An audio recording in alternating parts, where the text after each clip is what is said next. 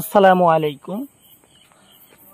আজকে আবারও আপনাদের মাঝে একটা কুফরি মরণ ভান নিয়ে আসলাম। এই ভানটার মাধ্যমে শত্রুকে একেবারে প্যারালাইসিস করে দিতে পারবেন। সারাটা জীবন সে বিছানায় পড়ে থাকবে। আর এটার আপনি কোনো তান্ত্রিক কবিরাজের মাধ্যমে যে ভালো করবে এটার কোনো সুযোগ নাই। একেবারে সারা জীবনের জন্য বিছানায় পড়ে থাকবে একেবারে। এটা কিন্তু একজন, দুইজন, তিনজন, পাঁচজনকে করতে পারবেন একসাথে। আপনার শত্রু যদি পাঁচজন হয়, একের অধিক হয়, তাহলে কিন্তু তাদের জন্য এটা করতে পারবেন। এটা একেবারে পরীক্ষিত এবং 100% কার্যকরী একটা বিদ্যা।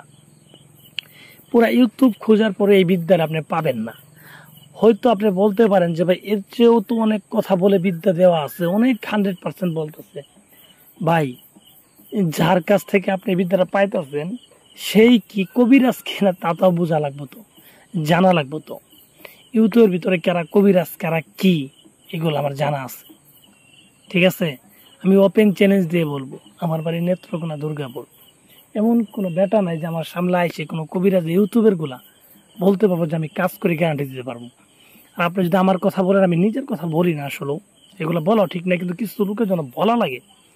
আপনি এই মতো আমাকে অ্যাড করেন, নাম্বার দিয়ে আছে, আপনাকে আমি হাজার হাজার কাজ দেখাই দেবো, যে হচ্ছে ওপেনে কাজ দেখাই দেবো, আপনাকে লাইভে রাখি কাজ করে দেখাই দেবো, রেজাল্ট পর্যন্ত দেখাই দিতে পারবো।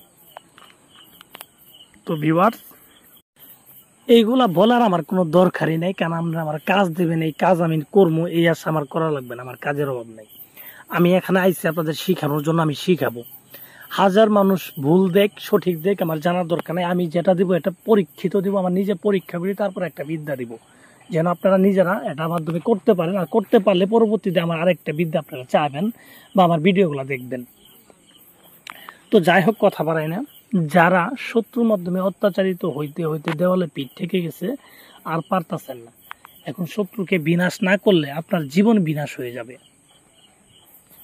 তো তাদের জন্য বলবো, তারা যদি আমার এই বিদ্যাটা নিয়ে কাজে লাগাইতে চান, আপনারা নিজেই, আমার মাধ্যমে না, আপনারা নিজেও যদি কাজে লাগাইতে চান তাহলে কাজে লাগাইতে পারবেন। কারণ আমি এখানে সম্পূর্ণ নিয়ম আপনাদের বলে দিচ্ছি, আর আমি যেইভাবে বলে দিব আপনারা ঠিক সেইভাবে যদি করেন, আমি গ্যারান্টি দিব আপনার কাজ হবে।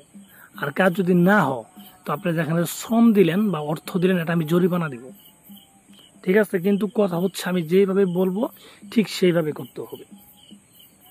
তো কিভাবে করবেন আমি সেটাই বলি। আপনারা যারা করতে চান তারা মনোযোগ সহকারে আমার কথাগুলো শুনেন, আমি যেভাবে বলবো সেইভাবে করবেন। তো এটা কিন্তু আগে এক বাক্যে বলছি, এটা একটা কুফরি বিদ্যা, জেনে বুঝে তারপরে করবেন।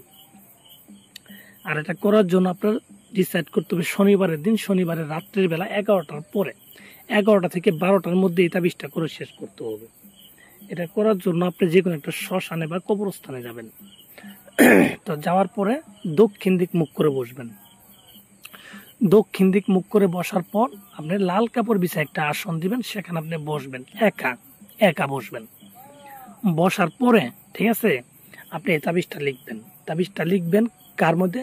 শত্রু ব্যবহার করা কাপড় যদি থাকে, সবচাইতে ভালো। শত্রু ব্যবহার করা কাপড় যদি থাকে, সেই কাপড়ের মধ্যে এই তাবিজটা লিখবেন। কিভাবে লিখবেন? এটা লিখবেন আপনি শ্মশানের কয়লা আর ব্যবহার করা বীর্য, অবিবাহিত মেয়ের মাসিকের রক্ত জোগাড় করে নেবেন আগেই। নিয়ে পরে এই তিনটে জিনিস মিশ্রিত করি, তার ভিতরে গোলাপ জল দিবেন। গোলাপ জল দিলে দেখবেন একটা কালি হবে। সেই কালি নিয়ে আপনি নিম গাছের ডাল কেটে একটা কলম বানাবেন। কলম বানায় সেই কলম দ্বারা সেই ব্যবহার করা কাপড় উপরে তাবিজটা লিখবেন। আর লিখার সময় অবশ্যই শত্রুর কথা মনে মনে ভাববেন, যে এই তাবিজটা লেখার পরেই শত্রু মারা যাবে, এরকম একটা ভাব থাকতে হবে। এবং মুখের মধ্যে নিম পাতা বা লবণ অথবা নিম পাতা মুখের ভিতরে দিবেন, দিয়ে এই তাবিজটা আপনি লিখবেন, ঠিক আছে।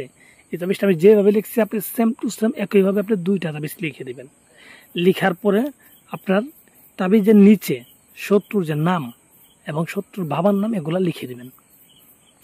লিখে দেওয়ার পর আপনার তাবিজের অপর পৃষ্ঠাতে লিখবেন, যে একই কালি দিয়ে, যে আপনার শত্রু কী ধরনের ক্ষতি চান, ঠিক আছে।